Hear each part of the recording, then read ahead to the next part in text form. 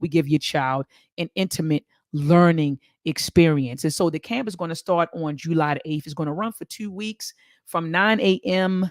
to 1 p.m. Eastern Standard Time. All of the children will be sent a Google Chromebook and a STEM kit.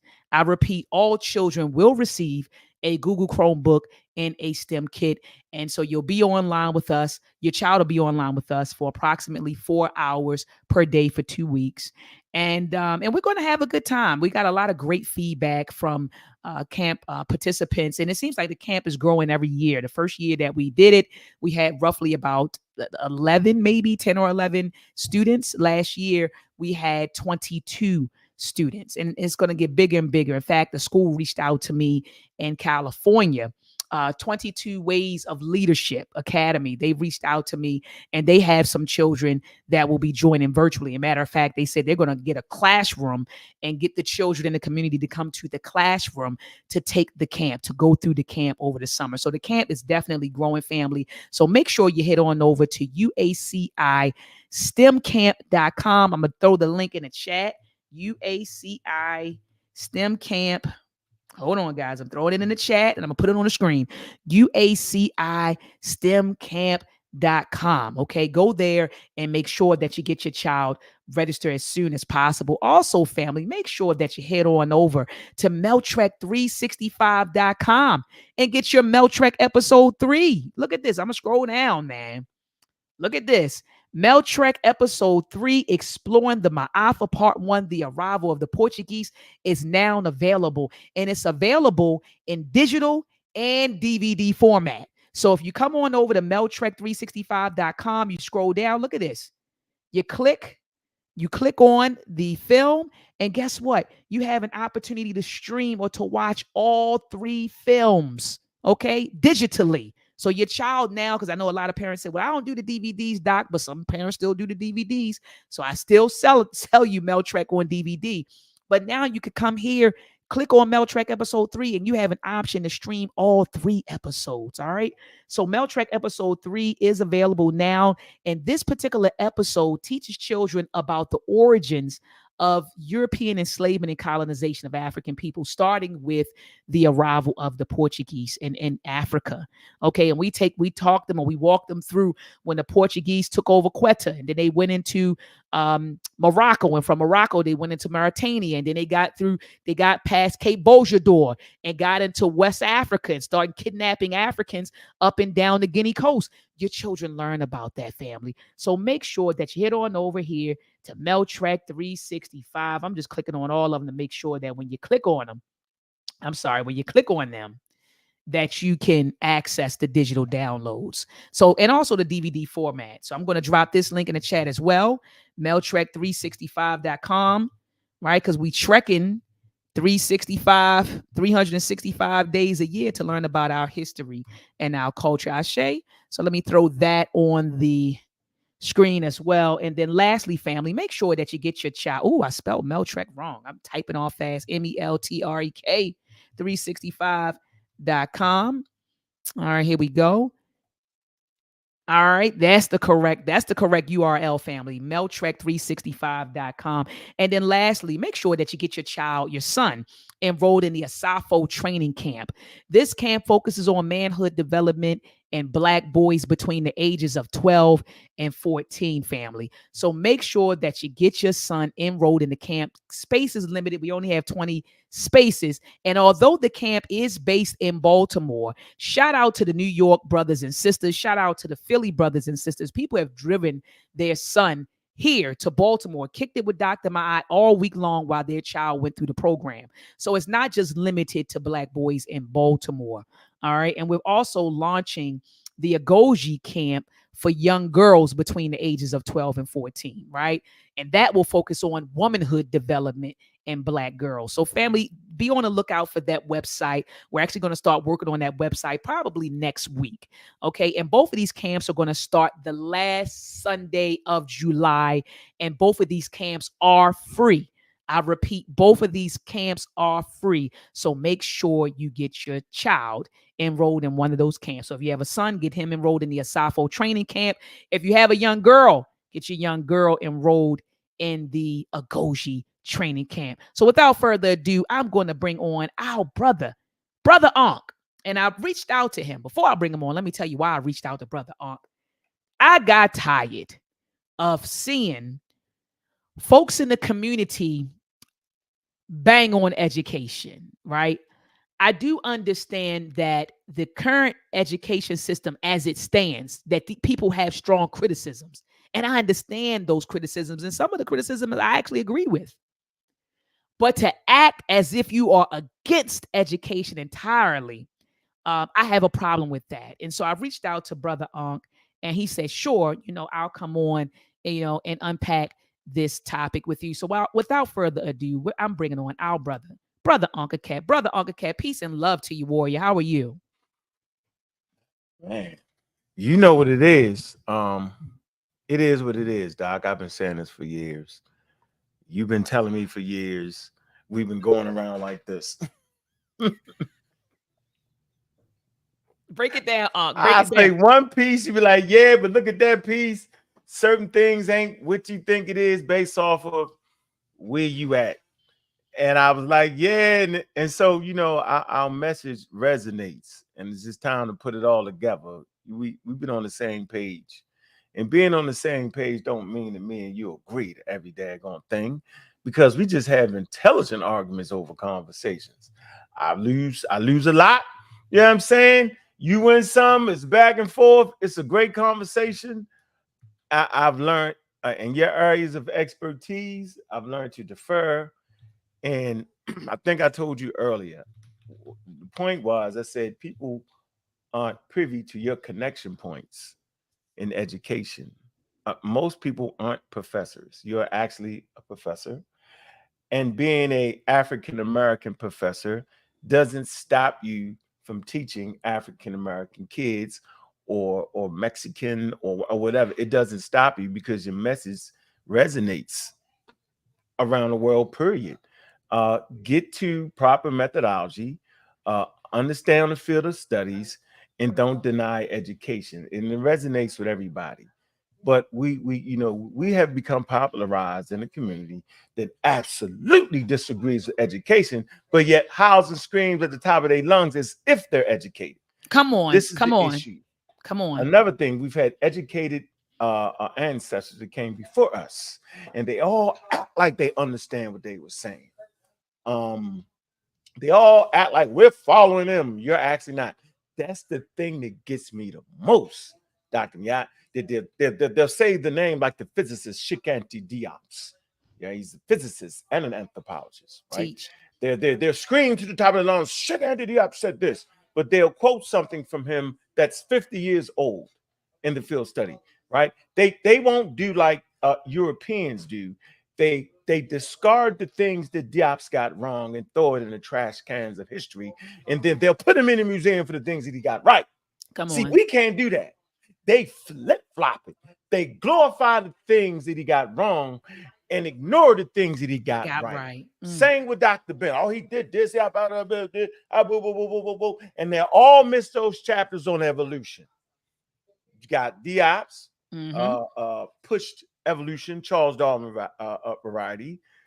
You got John Jackson pushed evolution, Charles Darwin variety, and Dr. Ben. This is where I learned it from. One of the greatest, John Henry Clark. He talked about pseudoscience and one drop rule and all this, right? And they all deny that. They think I'm crazy. I'm just bringing what the elders bring, and then they'll call me anti-black. They'll call me anti-black, right? But yet they deny the Africans on the Nile Valley. So I'm in a wild discourse with those who don't actually care about education. And for some crazy reason, they think that education is some kind of way white.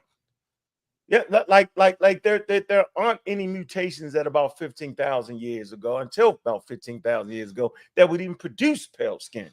And oh, by the way, what you would classify as Europeans, they're no younger or older than the African. They come at the exact same time. There is no I'm older than you. It's called Homo sapiens sapien, all its varieties is what it is. And so when I say stuff like that, I'm simply saying what Dr. Benham said, John Jackson said, what the real educators was. You know, I'm actually saying that. But since nobody really studies them and they grab on the things that make them feel good instead of really listening to them, come on, that all of a part. sudden I'm the bad guy.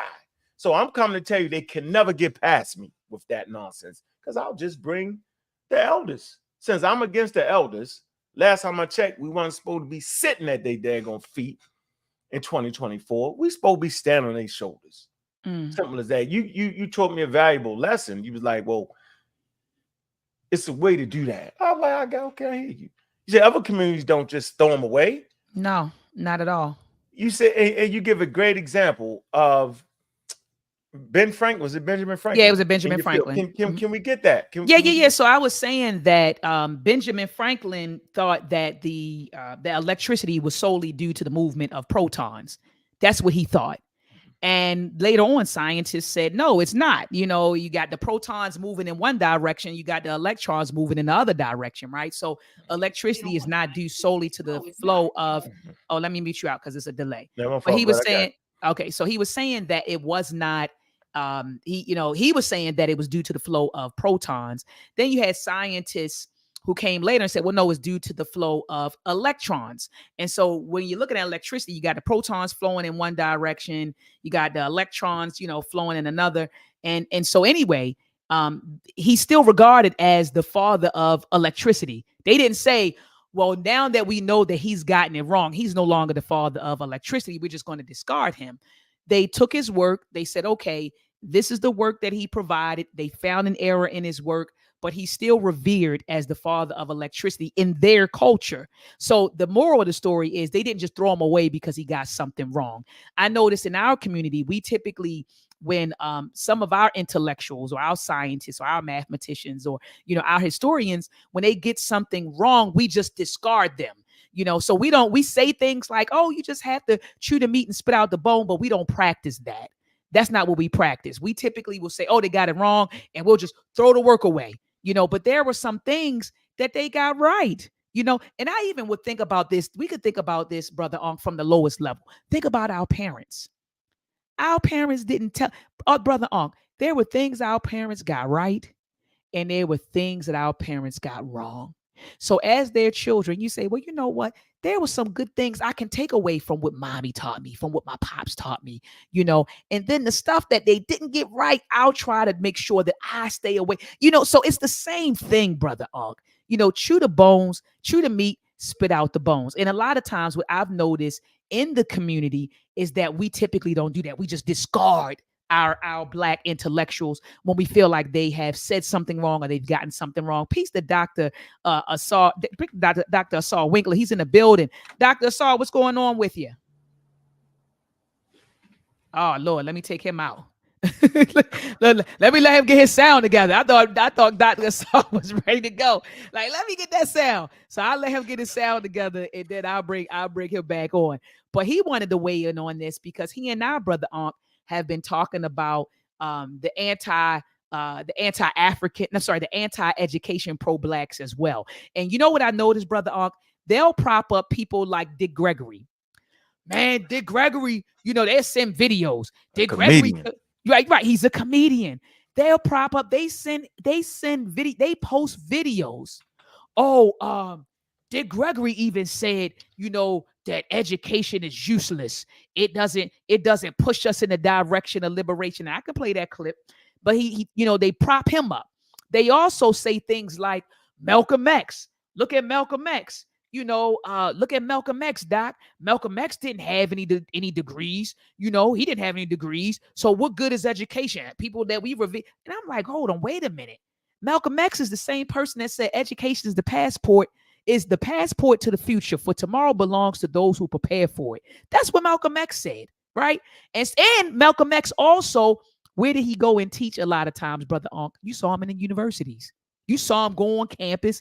He was teaching in the universities. He was going into the schools. He also has lectures where he talks about the importance of education. And he said, for the re-education of whites, and he said the re-education of Blacks. He said that. So he was never, against anti-education. He never expressed anti-education sentiments. So I find it disturbing, and also it's really blatant blasphemous that people will prop up people like Malcolm X and say to support Brother Unk their anti-education sentiments. Brother, just tell the truth. You didn't do well when you was matriculating in school. You just didn't do well. You didn't do well when you got called on. You probably fumbled over your words, and when you were reading aloud, or you were struggling with math, and you weren't successful in it. So now you got this. I think a lot of them have a vendetta against education. They did not perform well in school. I'm just telling you, Brother Unk, these are my personal feelings. I think some of them did not do well in school, Brother Unk. And because of that, they had these anti-right education. Because a lot of times we stray away from things that we're not good at. For example, my son Harvey struggled with reading in elementary school. So I used to work with him all the time. Come on, Harvey, let's go to the library. You got to read books. You got to read articles. But he did not like reading because he was not good in it. And I think that's a piece. I'm just not saying it's the whole thing, but I think it's a piece to it that some of these people weren't successful. And so they bang on education. Then I also think, Brother Unk, that there are some legit criticisms when people say, well, they're not teaching us our history from our perspective. Our culture isn't embedded in the pedagogical practices or the curricula, our ideology, our history, and so they kind of say, well, that causes disinterest in children. And I can see that it's a cultural mismatch. And so therefore that brings about a disconnection. So I can support that. So I think that is also an issue as well. But what are your thoughts, Brother Unk? Because I know I said a whole lot. Man, yeah. You needed to get that out. That's a great I did have to get that out. To get that out. So last time I checked, the great Martin Luther King and Malcolm X, they was fighting for a greater vision. And that vision should be expressed through us. Bring it to fruition. They put us in a position to be able to go to school and get the same education that everybody got in America, instead of having subpar schools with no books and all that. So if you got a subpar school in your community, it's your fault. I'm gonna say this again. If you have a subpar school in your school district, it's your fault. So you have marginalized communities, but within marginalized communities, you still got people with money. They can spend $300 on a pair of new Jordans coming out, LeBrons. They have the latest cell phones, Apple. They have all these things, right? Everybody that lives in the hood can't afford those things. I'm not saying that. Some people generally can't afford to feed themselves. So they have programs for that. But there's enough of us running around in designer clothes. There's enough of us that break laws and do whatever we do or however we do it that can actually get to those schools to make sure. They only fund out a certain amount of money in all school districts. The difference is that people take a understanding that they need to invest in education. And I'm saying we're definitely capable of investing in our education. Why? We can do it now because of the greats like Martin Luther King and Malcolm X. They put us in a place where now we don't have any excuses. They took the brunt. Right? I'm saying white people was crazies in the 50s and the 70s. I mean, out there, like, I don't even want to talk about white people back then. They was completely nuts from slavery to that point. And the fact that you would even water hose a young student down for simply saying, I want my civil and human rights is ridiculous. The fact that you would think that I can't sit at the counter and eat food, but yet I can go through the back door, meaning you needed my economics, is bananas. The whole thing was out of order and crazy. And so we should not continue to fight that type of fight, because we had great elders that actually put us in a position where now, I'm not saying that police brutality has stopped. What I'm saying now is when you got beat up by police back then, you get thrown over in the road somewhere and nobody would even serve notice. Now, if it happens, and they find it and investigate it properly, now you can at least get some money for the daggone incident. So I'm not saying that race relations in America are solved. They're real strange. I'm not saying it's systemic. We all know this. So if we understand this, instead of calling education the white man's education, then we need to have more people that look like us in that educational system. So I'm an advocate for having professors like yourself and doctors like that teaching our children. But I'm not an advocate to think that just because you look like us, you're going to give us the right information. I'm saying you should be judged off of your merits, Come off of your on. skill set, and off your ability to be a professor and teach. That's what I'm saying. No, absolutely. And brother Unc, remember they got mad with me years ago when I said, in order to be certified, you must be verified by someone who is qualified. People got mad with me when I said that. Mhm. You know, it's like people, you know, in this, and that's why I put the unconscious community and I capitalize un. In that particular community, people want to say and be and present. They want to present themselves as anything. I'm talking about, I've never seen anything like this in my life where everyone was an expert in everything. You know, I mean, you got expert linguists. They're not only expert in linguistics, but they're experts in science. They never talk about which branch of science, but they are scientists, they're linguists, they're mathematicians, they're master teachers, they're uh this is a new world to me. Like, and I'm telling you, 10 years ago when I walked into this, I don't think that I knew what I was walking into. When I got on, you know, Sinetta's platform, I never necessarily knew what I was walking into. And I remember you used to say, Doc, it's like a whole different world. Onk, you were telling the God's honest truth. It was a whole new world.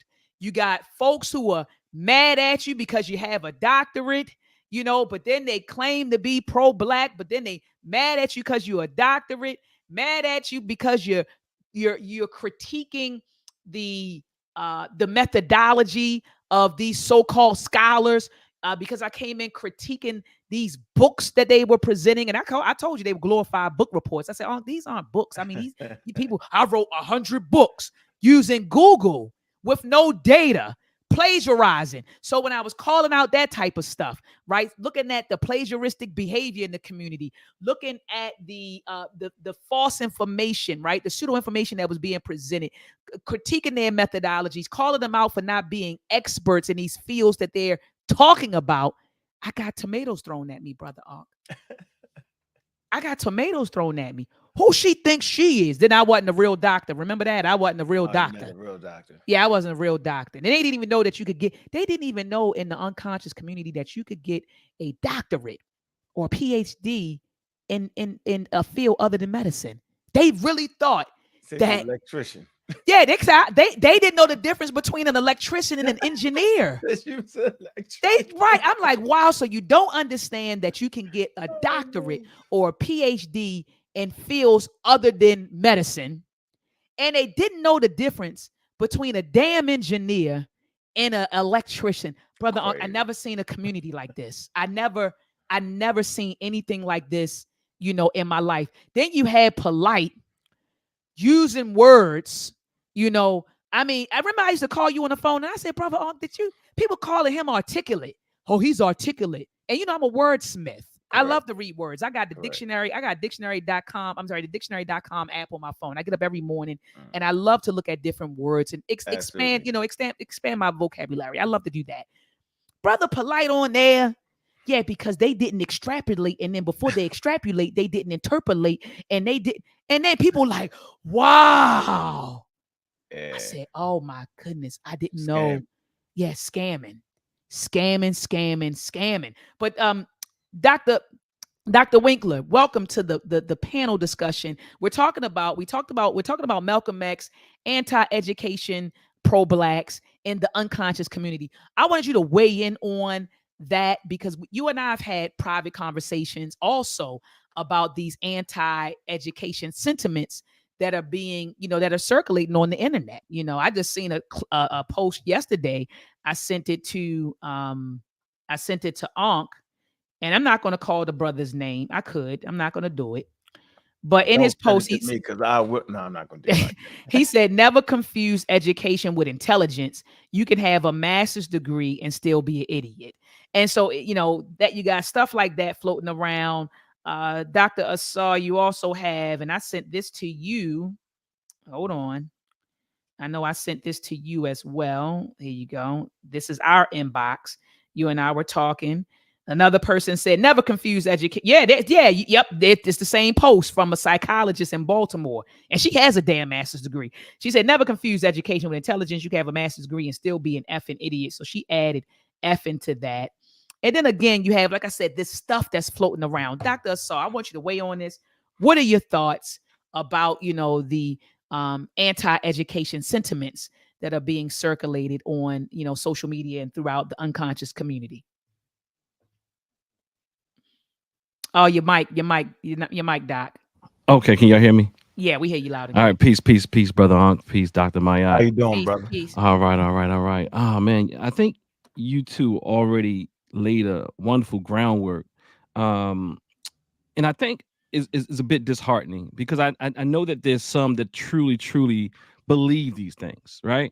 But I also think it's a predicament of our trauma as well. To add on to what you all are saying, right? They are charlatans, right? They're charlatans that will denounce and try to put you down so they can lift themselves up. That's one way, right? And that's what we see a lot in these popular social media platforms. Then there's those who really truly believe it, because I think, as you're saying, Dr. Maya, there's this piece inside of us. Maybe if we have not even to say you weren't even intelligent enough or what have you, but you just didn't follow that same trajectory.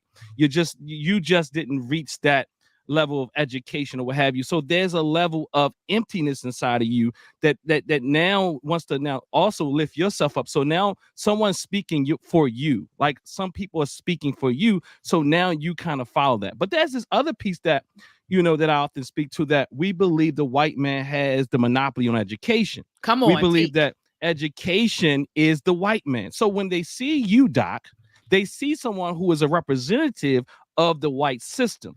And I think that the problem with that, there's a problem with that, but there's also some legitimacy there, that maybe you're not Doc, right? You're not the problem. Maybe Brother Asar's not the problem. But see, then what it is intertangled with lots of the rhetoric that even some of our greatest scholars have said. I just have to be honest. I'm talking about those with or without education have denounced education in this sense, and sometimes they misappropriate some of our favorite truth speakers lines, like even they'll say, like Malcolm X said, I don't have no time to figure out who's who. So they'll say you're an agent of the system. So, they don't have a time to figure it out because you went through the white man's institution. They'll say, so all those type of things. But the trauma is real. And I think that what happens is, if I share with you, that there has been an overcorrection when it comes to, beating up on education. Now, people not saying, like, let's sift out what is good for us education. Now, if you've gone to the system, now you become an agent. And I understand that because the trauma is real. People who have gone through these systems have become agents of that system. But the problem is, when you've been traumatized, it's very difficult for you to distinguish between who is an agent or who isn't. And what I mean by that, I'm not saying agent like agent of the government. I'm just saying someone who is following the status quo. Brother Ankh, what's your thoughts? I think we have a lot of outdated arguments. We have people fighting from a 1950 stance, applying it to 2024. Ooh. I think the climate of the day has changed. There's enough powerful Black women in education, powerful Black men in education, that we can actually promote education. What they was talking about when they wouldn't even accept us as human beings, when they felt like we couldn't learn, when you had a little one-room schoolhouses with no books in it.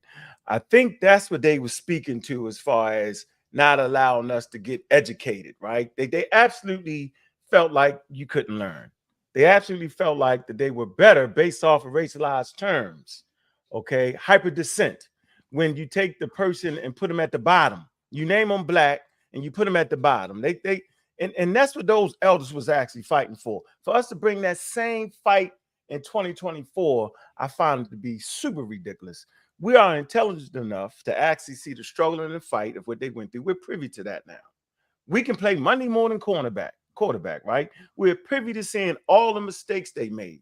We're privy to see how things that they threw at Europeans didn't work, and we know the things that did work. Now we can sit up here looking at the full picture and understand that the thing that they got us the most was not allowing us to be educated. That's what got us the most, our lack of education, our lack of understanding terms. If you cannot read a sentence and understand what the sentence is saying, you're going to mess it all up. I say it all the time, 90% of the people in the juvenile system are illiterate. I'm going to say this again. That's true. 90%. That's a true stat. Right, of our brothers and sisters that's in the juvenile system, they ain't adults yet, they are illiterate.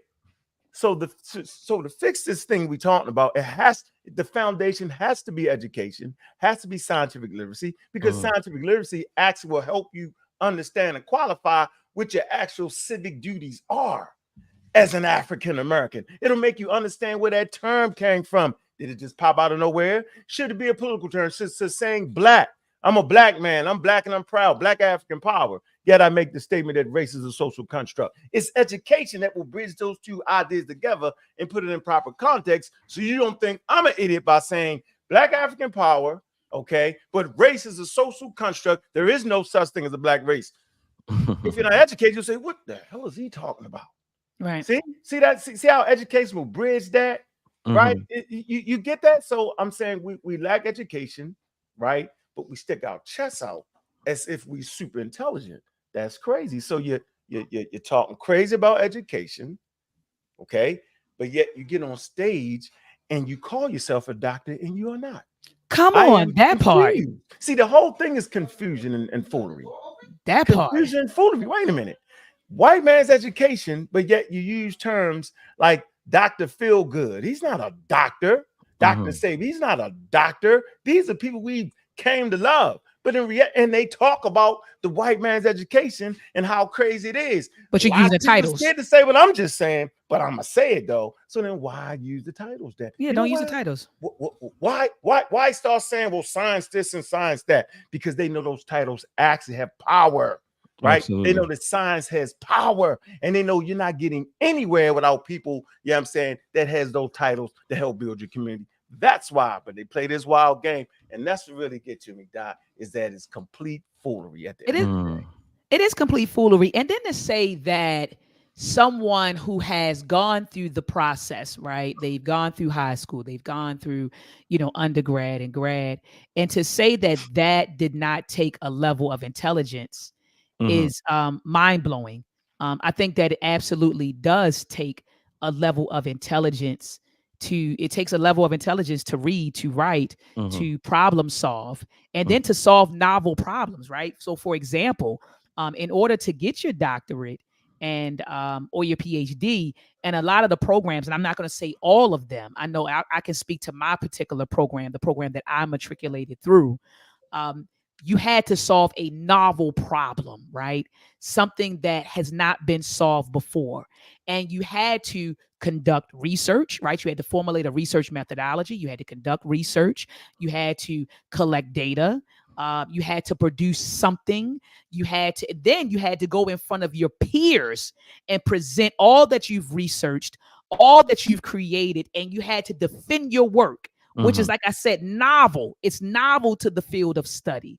And you were under a lot of scrutiny, right? So you had everything you had to do. So you mean to tell me that didn't take a level of intelligence? It didn't take a level of intelligence to formulate a novel research problem. It doesn't take a level of intelligence to orchestrate research, to conduct research, to apply a research methodology. It doesn't take a level of intelligence, right, to actually produce something and then to go in front of the people who are experts in that field and defend what you did. It's mind-blowing to me, Dr. Asar. What are your thoughts on that? That you don't have any, it don't take no intelligence to go through, to finish high school, to finish undergrad or grad. It doesn't take a level of intelligence. Right. The last time I was on your show and we spoke about that, and I said that you there has to be a level of intelligence there. You know, and interesting enough, intelligence is not a indicator of your political positioning, though, and I think that becomes a problem, right? And sometimes we conflate things. And the other thing that I find out in our community is what makes it problematic is that to some degree we begin to debate terms and say these are not African terms. So I mean, even, you know, a dear brother of ours, he would say that intelligence is not, you know, you can't do those things and also be intelligent, because this is the way you look at it from an African perspective. Now, I think we have to operationalize exactly what we mean by words. But the problem is, once I operationalize exactly what I mean, then let's go with that, you know, versus trying to say, well, that's not an African way of looking at it. And my argument is it is always an African way of looking at it, because I'm an African.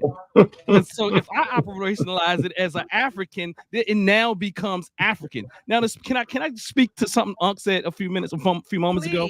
Because I put a post out on Instagram, and I sent it to you also, Doc. And I said, I've heard some of us in the family say that race isn't a social construct. I say it definitely is. But that's distinct from saying racism doesn't exist. Let's not conflate the two. Additionally, suggesting that this argument is a new white idea is also incorrect, as our scholars have long asserted this as a means of resistance. Our scholars, all the way back to Du Bois and before him, always spoke about the pseudoscientific racial stratification system. And if you are saying that race is not a social construct, you are also supporting that Black people are inferior. See, the problem is you don't understand what you're saying. And so I'm not trying to beat up on my brothers and sisters, but the thing is they come for you and don't know what they're talking about. And so, again, I get the argument will say, well, now that's not my definition. But understand that when someone is coming before you and saying it is a social construct and they're Black, they are not coming from a white person's doctrine. That is a misconception. And the fact is, I have always said, all the people I went to school with, I'm telling you, whether or not they knew all the kente cloth and all that type of thing, they were always in school, as you said, trying to figure out a problem. And that is what a PhD is. One who is trying to figure out some problem. And most of the people I went to school, whether it was PWIs or HBCUs, did I say that right? HBCU. Yeah, you said it. Okay. You said it. HBCU were always in there trying to find out problems, to solve problems in our community. Fire! Fire! Fire! Fire!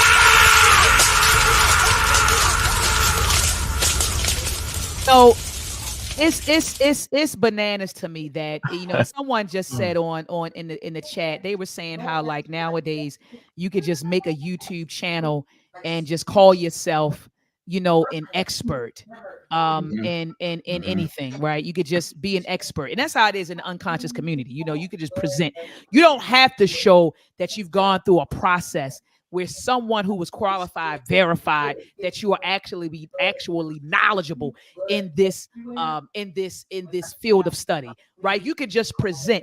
And that idea is anti-Black and anti-African in and of itself. Because in our traditional societies, you always had to demonstrate that you are what you say you are. So to sit there now and act like it's acceptable to come into the community and present yourself to be something and not have gone through a qualifying process is anti-Black, anti-African in and of itself. Brother Aunt, go ahead. You got the floor. Well, I want to first of all, the brother killed it. Okay, killed it. I want to show a clip. I think the clip will put it all together, and we're gonna find out which side who on and what side they're not on, and what they thought they heard and what they figured out to get here. Let's hear this man right here speak. Right? Let's hear what he's saying. With the Africans, you're saying in essence that there's no such thing as a race. Oh, I maintain that race is the phoniest issue ever invented by the mind of man. The European invented and developed the concept of race. There's really no such thing as a race because nature created no races.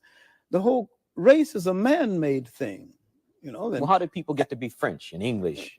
well, different climatic conditions and migrations and amalgams of different people and migrations of people into your country, migrations of people out. All right.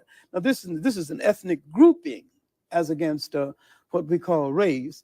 If you go back and you look at an old dictionary, you won't even find a definition for a race.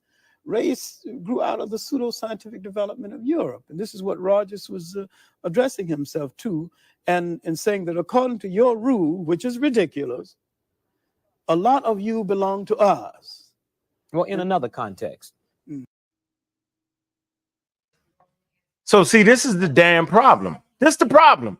Nobody's really listening to that man, what that man said. I've been saying that for how long now? Oh, you following white people. So now you're trying to say the great John Henry Clark is following white people. See that? See, they don't even match those things up.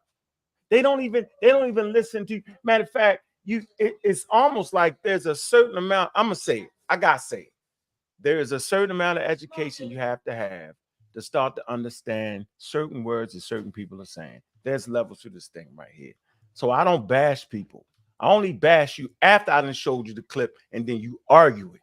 Then I'm gonna bash you. Prior to that, I felt like you might not know what pseudoscientific is. He said it's a pseudoscientific idea produced by Europe. It was the one drop rule, right? He talked about the one drop rule. He explained it. The title, you put it up, Nature Knows No Color. Now we get the grasp of what he was saying, meaning nature does not produce races. Okay. And he said, based off your silly rule, right? Then everybody is about black. You feel me? So brother, you spoke to it top notch. Doc, you spoke to it top notch. Now we got one of what I think is one of the great historians in our community say the same damn thing that we've been saying. How long I've been saying that now? Why do you think I call you pseudoscientific? Because you follow while claiming to fight against white people, you continue to push these pseudoscientific ideas. I don't understand that, Doc. And Dr. Asar, you just put up a book. Show me the book that you put up. Nature Knows No Color. Yeah, I saw a glimpse of it. Nature Knows No Color line. Okay. Right. What does that mean? What Jay Rogers. Jay when Rogers. you see that title, what is he saying? He's saying that nature does not produce races, that human beings produce that. And it was a pseudoscientific idea that aided and abetted in enslaving 12 million Africans. That's exactly what it did. It put you in a category below humanity. It talked about how crazy your skin color meant you were ignorant and stupid and couldn't learn, couldn't read and write. That's what it did. It marginalized you. It one drop ruled you by American standards. You know, so we read anthropology books. So I'm gonna bring that next. What does the anthropology book have to say about it? So for me, I always felt like that if we really wanted to get the true essence of learning our history, then we got to go through the lenses of anthropology. Simple. There's no other way to do it. And why am I saying this? Because that's the way our great speakers did. The ones that were grounded in science, like, for instance, John Henry Clark, John Jackson and them, Dr. Ben, they all taught Cheikh Anta Diop's, right? In particular, Dr. Ben and John Henry Clark and them, they were non-believers. You can say what you want to say about it. And John Jackson, non-believer. And they all stood on the foundation of what humanity was, where it came from. Come from Africa, and we know this because we have tools to prove this. And one of the tools, evolutionary biology, actually verifies that humans come from Africa first. Not just saying it, but we need to be able to verify it. And we will use anthropology because the world uses anthropology. Simple as that. Let me ask you two a question. Do you feel like the internet, do you feel like, you know, Google search engines, right? That's one of many search engines. Do you think that has made society feel like they are experts now because they have, you know, access to the internet, which has, you know, enormous amounts of data on it, right? So do you believe that access, right, to that data that's on the internet, the World Wide Web, do you think that has caused people to feel like they are now experts? I do, but I just want to hear, you know, your thoughts. Go ahead, Doc. Peace. Absolutely. If I could give just a like more of a example, So I'm a psychotherapist, and there's medical professionals, there's all types of professionals out here, right? And so the one thing is your client or your patient can come in and know something that you don't know. But the problem is we often confuse that to mean that I now know more than the person who's dedicated all their years to this thing. And I often remind people that, look, I might not know one medication, or the medical professional may not know one medication. I might not know one psychotherapeutic model or modality or what have you. But the reality is my training, my understanding, my depth of research allows me to now take that and do something with that and even understand it to a vaster level in most cases than one who's bringing it to me that doesn't have that level of training. However, with our egos and our trauma and all these type of things, and I mean, I have compassion for my brothers and sisters, just to be honest with you, sometimes that makes us feel as if we know more. And so anybody can have all types of information, but what do you do with that information is very important. So again, so just to answer your question briefly, shortly, and succinctly is yes. I think I sit from a very, very, very privileged stance. I had the ability to grow up in front of the community, and people mock me for my growth. So of course the internet made you feel like you was a damn expert. No shit, Sherlock. As we perused through the pages of Google and this and that and the other, we was like, yeah, there you go. The algorithm had you finding your confirmation biases. And you was like, yeah, I knew that was wrong. And I start to recognize that, man, there's something wrong with that right there. As I got to talk to more people, as I got introduced to just the levels of the different conversations, right? As I got a chance to really sit down with a Dr. Mayotte, as she introduced me to all her doctor friends, it was very clear. All of them, got to talk to all of them, got to sit, talk to them. And I was like, man, them being doctors ain't stopping them from being black a bit. And they're all concerned with the daggone struggle. Then I started to feel like a nut. I was like, oh, I got that part wrong. So for me, when I get something wrong, I'm gonna tell the community I was just wrong about that. We've had conversations about that too. Remember I said they never wrong in the unconscious community, Onk? Yeah. No one is never wrong. No one ever concedes. I learned. It's bananas. Go ahead, brother. So I learned from those experiences to recognize that a doctorate degree doesn't stop you from recognizing your Africanness. Mm-hmm. A doctor being wrong at stop times. you, right? For saying that you're wrong. As a matter of fact, experts will say it quicker than everybody else. Oh, whoa. I don't know that. Absolutely. Not my field. So I say, man, there's a certain amount of humanity in being a doctor, right? Of knowing that you have a tool that could help humanity and destroy humanity, and then to find the essence and the quality of wanting to help your community. I find that to be very important. So the internet can be a tool of discovery and importance, and the internet can be a tool of destruction if not understanding what you are. You could Google any damn thing. So then I start to understand how to critique sources and what was quality sources. And then I start to really understand what the university was. And every time I would say it was the white man's education, and I'm gonna have to look to some of the earliest universities where you find in West Africa, you find in Egypt and different places in Africa. And I was like, man, so I can't go against the universities, right? What am I really trying to fight against? And I realized that I was acting like I was back in the 50s with my message. And so the internet can keep you safely stuck in the 50s, right? And not moving forward. So yes, that internet, man, is a monster. And I think it's important for those who on the net. I think it's important to go to major university sites. I think it's important to go to anthropological sites. I think it's important to get the proper books. But this thing comes with growth, though. I think the books that was written by John Jackson and them, I think it's important to open it up at the back of the book and look at the bibliography, look at the times and the dates of when they, 1930, 1940. Okay, well, I need to upgrade that. But at least they was using the anthropology of the day. See, that's what Diop did. He used the available anthropology. And there's where the actual debate occurs. The debate does not occur on the internet. The debate does not occur from your YouTube channel.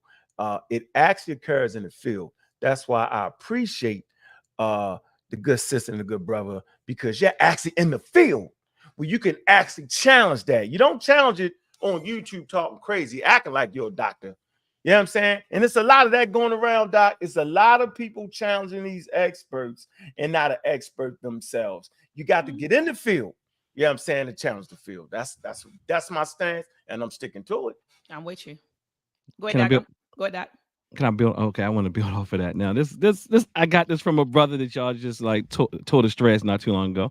But this brother, and I mean, and I think it's some power and some merit in the statement, even if it's not 100% exact. What he said, Dr. Jared Ball, he says that when you get a bachelor's degree, you think you know everything.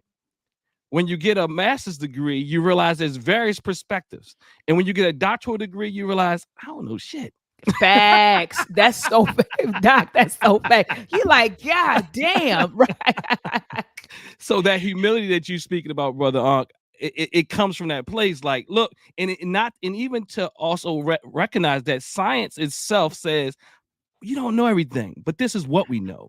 In fact, you were looking to prove things wrong and not right. Yeah, and then things that we think we know now may change later on. So what we thought we knew was true today, tomorrow we may say because of data, and Ankh and I have had this conversation because of data, finding new data, discovering new things. What we thought we knew to be true yesterday or even today may not be true tomorrow, as you just stated, trying to falsify things. And so that's why a lot of times you'll hear experts say, well, this is consistent with what we currently know, or this is consistent, with what we currently know, or this is consistent with based on the information that we have readily available to us now, right?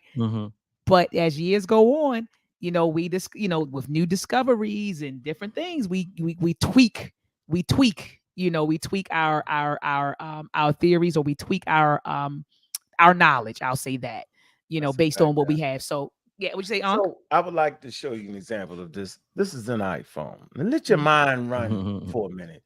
This is and we have Ethereum. What this is, we only have the capacity to see this part of it.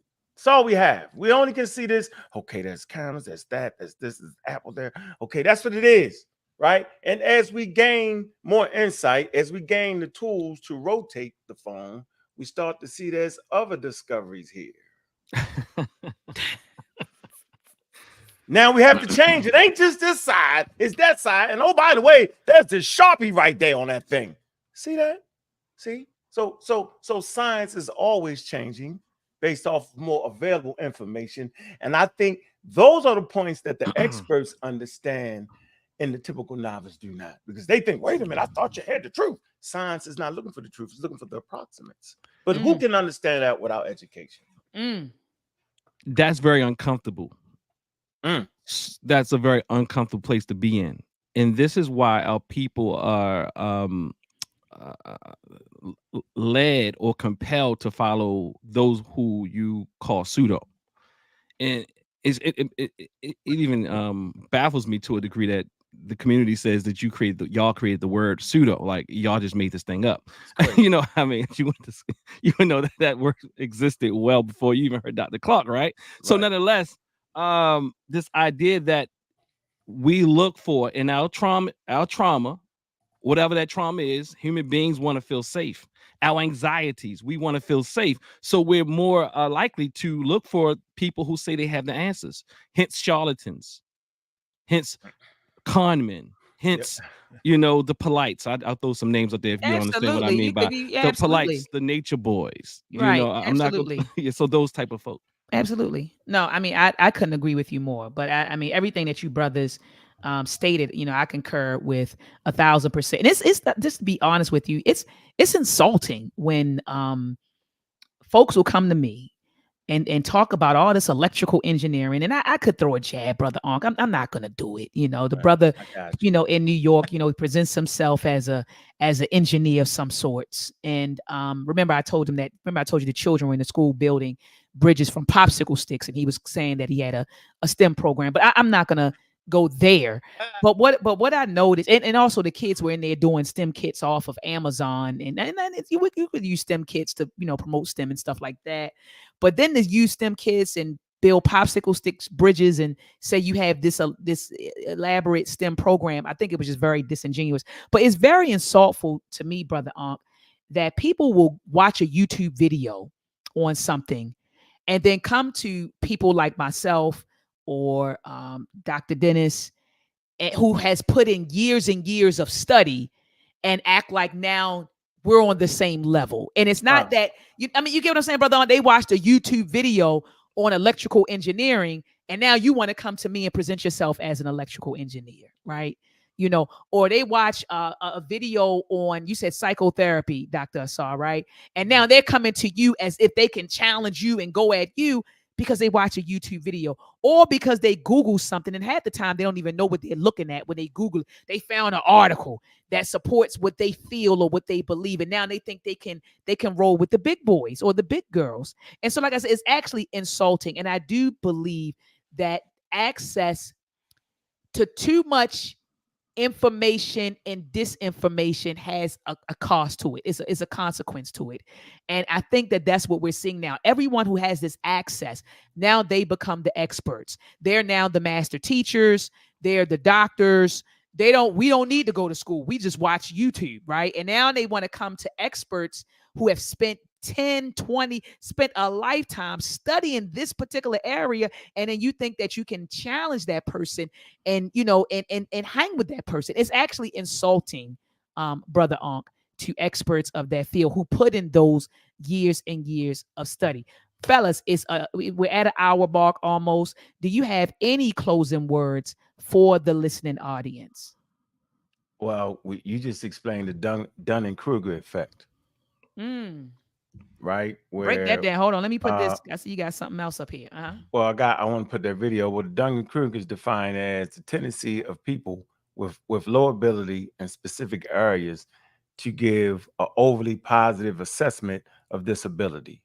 Simple as that. So you think you're better than an expert because you've looked up some things on the internet, and you can't make a fair assessment of that. And that's the Dunning-Kruger. And I think that's important to know what measures are affecting our cognitive thinking skills. And all these things are broken down. And our biases can actually bring us all the way down.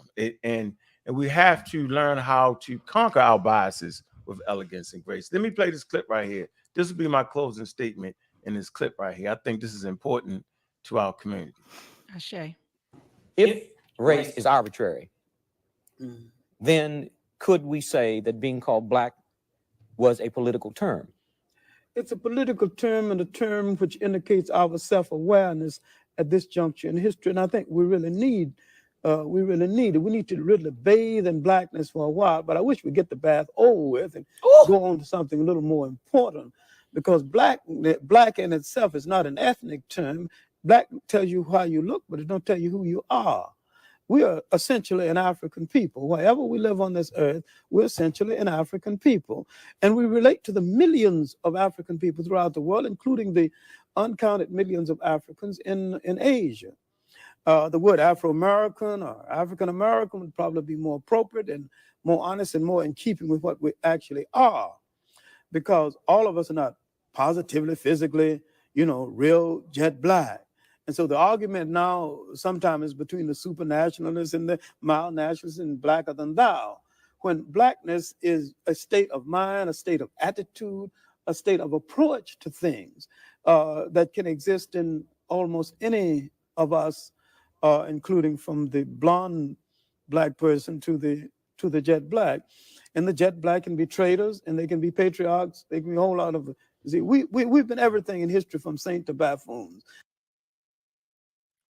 From saint to buffoons. See what I'm saying? So, I watch these lectures over and over again. You know what I'm saying? I always gravitated to those who were grounded in science.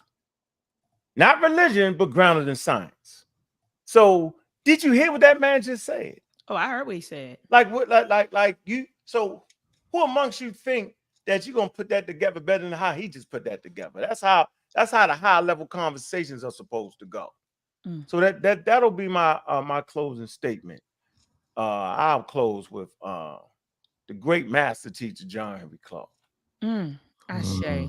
Dr. Asar. I don't know why he did that to me. And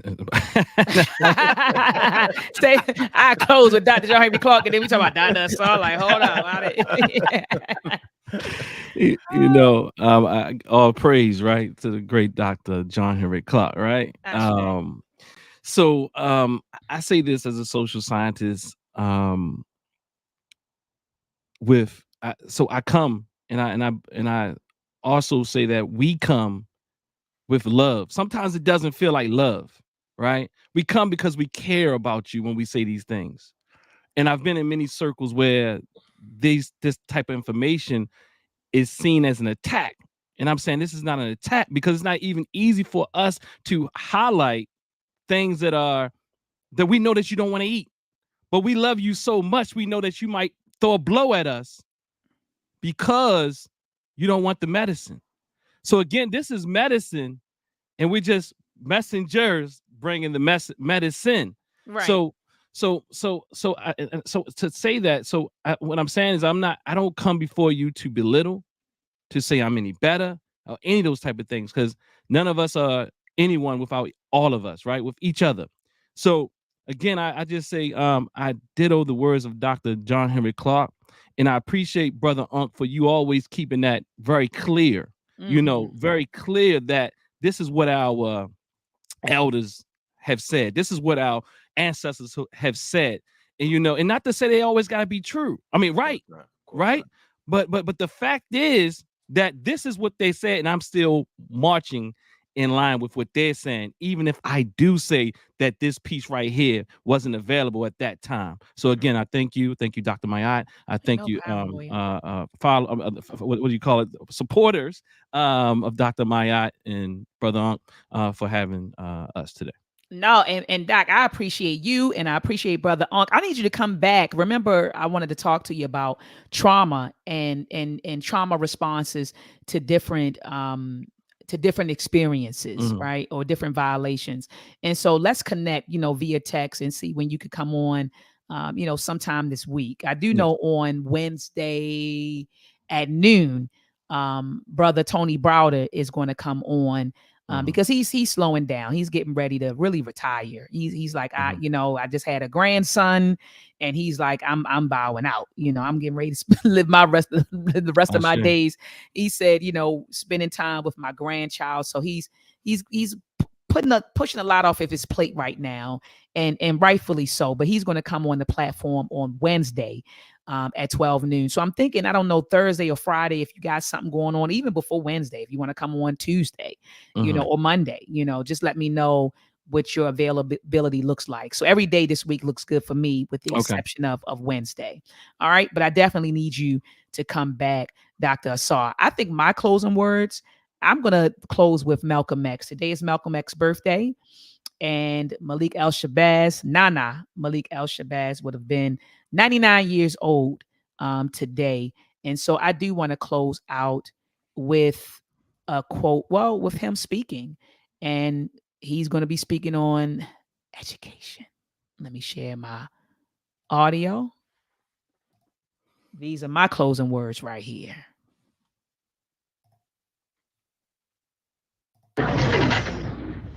This is part true. You won't find very many people who are Afro-American who will admit it. But if it is true, why? It is true that there is a sluggishness, intellectual sluggishness, academic sluggishness in almost any Negro community. But this exists only because of the result that has come upon us through years and years of slavery and being held down in this society. And this is why I made reference to the book Crisis in Black and White. This particular man gives a very good scientific analysis as to why this lethargy exists in the Negro community. It is something that has been created by the system. The system is designed to make the Negro student lose his interest in education almost before he even gets started in school. And the parents usually, who are also limited where education is concerned and who have run into so many barriers and obstacles, despite the fact they had education, sometimes they ask themselves, what's the use? So as long as the system that we are in exists, and this system, the survival of this system depends upon the continued exploitation of the black man in this country. The survival of it depends upon the continued degrading of the black man in this country, and the necessity of using us as the whipping boy and the alibi and the excuse. As long as this system exists, then you will find that our people will have the same attitude toward education, and they have a justified, I should say, they have an attitude that can be explained. But at the same time, the burden rests upon the leaders of the Afro-American community to try and instill within the youth, especially, the desire to further their education, because without it, you're not going anywhere on this earth today. Did you just hear what he just said, Brother Unc, or was it just me? It was just you. Okay. Yeah, I'm like, he said that it's up to the Of course we Negro heard leaders. He said it's up to the Negro leaders to instill basically the importance, right, of education. Because he said without that, you ain't going nowhere. That's what he said in this Crazy. society. You ain't Crazy. going nowhere. You know, and he said, I understand where this sentiment is coming from. It can be explained, it could be, justified. He's like, I get all that. And we see what's going on with black folks in this system. But at the end of the day, he closed with saying that, it's up to Negro leaders, black leaders, right, to instill the value of education in the youth. Because he said, without it, you're not going anywhere. And so anyway, Dr. Asar, Brother Ankh, thank you so much for coming on the platform. I appreciate you, brothers, and I love you, brothers, dearly. And I know you got a lot going on. Y'all got families, wives, children, could be anywhere right now with them. But you came here for an hour to educate the community, as you've always done. And I want to let you know that your time is appreciated. You are appreciated.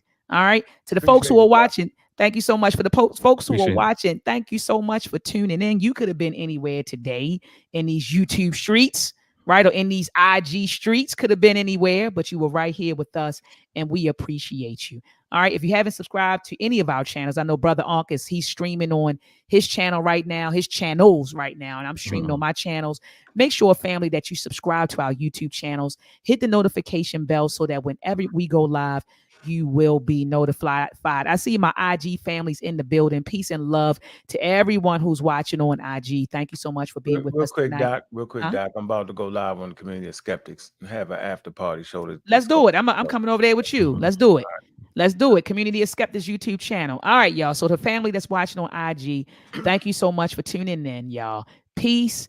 And I always say black excellence.